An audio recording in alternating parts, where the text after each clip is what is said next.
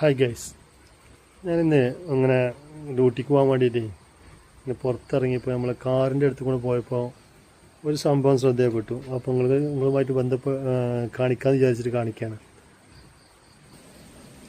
നമ്മൾ തീരെ കാണാത്ത ഒരു ഇനത്തിൽപ്പെട്ടൊരു ഒച്ചാണ്.